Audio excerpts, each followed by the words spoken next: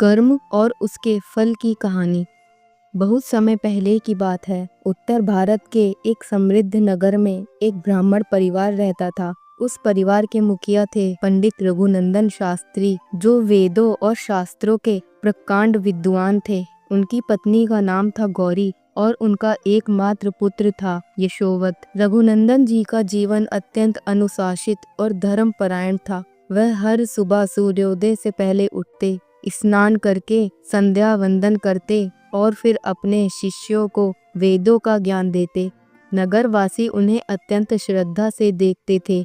यशोवत बचपन से ही तेजस्वी था, परंतु उसमें एक दोष था। वह हर काम के परिणाम को लेकर चिंतित रहता था। जब भी वह पढ़ाई करता तो सोचता कि मुझे कितने अंक मिलेंगे, अगर अच्छा ना किया तो क्या होगा। जब कोई कार्य करता तो सोचता कि इसका लाभ क्या मिलेगा, अगर लाभ ना हुआ तो सब व्यर्थ जाएगा। यही चिंता उसे हर काम से पहले असमंजस में डाल देती थी। एक दिन रघुनंदन जी ने यशोवत से पूछा, बेटा आज तुम इतने चिंतित क्यों हो? यशोवत बोला, पिताजी मैं पढ़ तो रहा हूँ पर डरता हूँ कि अगर मुझे अच्छे अंक नहीं मिले तो क्या होगा। अगर मैं जीवन में सफल ना हो पाया तो लोग क्या कहेंगे। अगर मेहनत का फल ना मिला तो मेहनत करने का क्या लाभ। यह सुनकर रघुनंदन जी गंभीर हो गए। उन्होंने मुस्कुराते हुए कहा, बेटा आज से मैं तुम्हें एक यात्रा पर भेजता हूँ। यह यात्रा तुम्हारे जीवन की सबसे बड़ी पाठशाला होगी।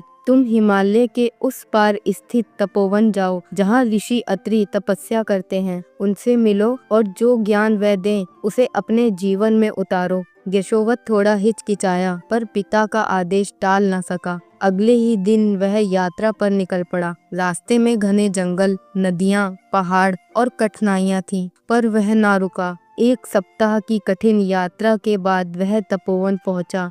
वहां उसने देखा कि एक वृद्ध ऋषि एक विशाल वट वृक्ष के नीचे ध्यान मग्न थे। वही ऋषि अत्रि थे। यशोवत उनके चरणों में गिर पड़ा और बोला, गुरुदेव मुझे अपने जीवन की दिशा नहीं समझ आ रही। मैं हर कार्य करने से पहले उसके फल की चिंता करता हूँ। मेरे पिता ने कहा कि आप मुझे मार्गदर्शन देंगे। ऋषि अत्रि ने आंखें खोली, मुस्कुराए और बोले, वत्स जो प्रश्न तुम्हारे मन में है वह लाखों वर्षों से मनुष्य को चिंतित करता रहता है। यह प्रश्न केवल तुम्हारा नहीं, हर जीवात्मा का है। आओ मैं तुम्हें एक कथा सुनाता हूँ, एक ऐसे बालक की जो तुम्हारी ही तरह सोचता था। और तब ऋषि अत्रि ने एक पुरानी कथा सुनानी आरंभ की।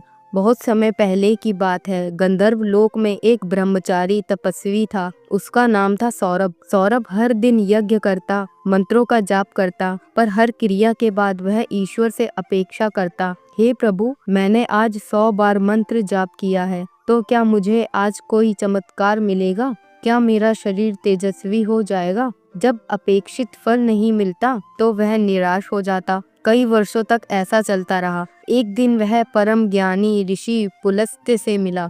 ऋषि पुलस्त्य ने उसे एक अजीब काम सौंपा। उन्होंने कहा, वत्स इस जंगल में एक निर्जन स्थान है जहाँ कोई नहीं जाता। वहाँ एक निर्जीव कुआं है। तुम हर दिन वहाँ जाकर उसमें जल डालो। सौरभ ने आश्चर्य से पूछा, गुरुदेव उस कुएं में तो कोई जल पीने नहीं आता, ना ही वहाँ कोई रहता है। उसमें जल डालने का क्या अर्थ है? ऋषि पुलस्त्य ने शांत भाव से कहा, यह तुम्हारे लिए एक साधना है, बस करो, परंतु फल की चिंता मत करो। सौरभ ने अनिच्छा से उस कार्य को स्वीकार कर लिया। हर दिन वह उस निर्जन कुएं में जल डालता। महीनों बीत गए, कोई परिवर्तन न हुआ, पर सौरभ ने हार नहीं मानी। धीरे धीरे उसका मन बदलने लगा। अब वह जल डालता था तो ना किसी की प्रशंसा चाहता, ना ही कोई फल।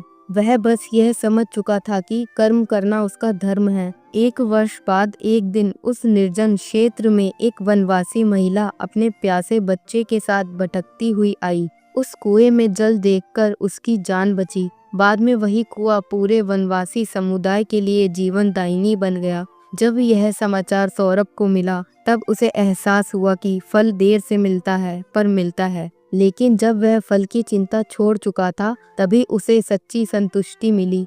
ऋषि अत्रि ने यशोवत से कहा, वत्स जब हम कर्म करते हैं और उसका फल चाहते हैं तो हमारी चेतना केवल परिणाम पर केंद्रित होती है। लेकिन जब हम निष्काम भाव से कर्म करते हैं तो हमारा मन निर्मल होता है और ऐसे निर्मल मन में ही सच्चा ज्ञान प्रकट होता है। यही भगवत गीता का संदेश है, कर्मण्येवाधिकारस्ते मा फलेषु कदाचन। इसके बाद ऋषि अत्रि ने उसे प्रकृति से जुड़ी और कई कथाएं सुनाई। एक किसान की जो हर साल बीज बोता, भले ही वर्षा हो या ना हो। एक मछुआरे की जो हर दिन जाल डालता, चाहे मछली मिले या ना मिले। और एक साधु की जो रोज मंदिर के पत्थर धोता, भले ही कोई ना देखे। इन सब का उद्देश्य था अपने कर्म में लग्न और श्रद्धा बिना फल की अपेक्षा किए। यशोवत ने सिर झुका लिया, उसके हृदय में कुछ जाग उठा था। उसने वहीं ऋषि अत्रि की सेवा में रहकर वर्ष भर तक जीवन और धर्म का ज्ञान प्राप्त किया। वह अब प्रत्येक दिन पूरी श्रद्धा से कार्य करता, बिना यह देखे कि उसका परिणाम क्या होगा। धीरे धीरे उसकी बुद्धि में स्थिरता आई, मन में निर्मलता और आत्मा में संतोष। वह जब अपने नगर लौटा तो उसमें एक शांत तेज था। अब वह हर कार्य पूरी श्रद्धा से करता, पर कभी फल की चिंता नहीं करता। धीरे धीरे उसका जीवन सफल होने लगा, क्योंकि उसे अब संतोष प्राप्त था। नगरवासी उसके विचारों से प्रभावित हुए और उसके शिष्य बनने लगे। उसने एक विद्यालय की स्थापना की, जहाँ केवल धर्म, संस्कार और निष्काम कर्म का पाठ पढ़ाया जाता। वर्षों बाद जब वह स्वयं एक महान विद्वान बना, तो वह अपने शिष्यों को यही शिक्षा देता, कर्म करो क्योंकि वह तुम्हारा धर्म है। फल की चिंता मत करो, क्योंकि वह तुम्हारी सीमा में नहीं है। परमात्मा हर कर्म का फल देता है, पर अपने समय से और अपने ढंग से। उसके जीवन का सबसे बड़ा सुख यही था कि अब उसे कोई अपेक्षा नहीं रही। वह केवल ईश्वर के चरणों में अपना हर कार्य समर्पित करता और उसी में संतोष पाता। मृत्यु के समय जब उसने अंतिम श्वास ली, तो उसके चेहरे पर एक दिव्य मुस्कान थी, जैसे किसी को सब कुछ प्राप्त हो गया हो। इस कथा का सार यही है कि फल की चिंता करने से मन चंचल होता है और चंचल मन कभी भी पूर्ण प्रयास नहीं कर सकता। जब हम निष्काम भाव से कर्म करते हैं, तब वह कर्म स्वयं साधना बन जाता है और उसका फल चाहे जैसा हो, आत्मा संतोष प्राप्त करती है। यही जीवन का परम लक्ष्य है। कर्म में भक्ति, मन में शांति और अंत में परम आनंद। तो दोस्तों, अगर इस कहानी से आपको थोड़ी सी भी प्रेरणा मिली हो तो इस कहानी को लाइक करें, शेयर करें और हमारे चैनल भक्ति धारा कहानियाँ को सब्सक्राइब ज़रूर करें, ताकि अगली कथा सबसे पहले आप तक पहुँचे। चलिए मिलते हैं बहुत जल्द एक और नई भक्ति कथा के साथ। जब तक के लिए हर हर महादेव।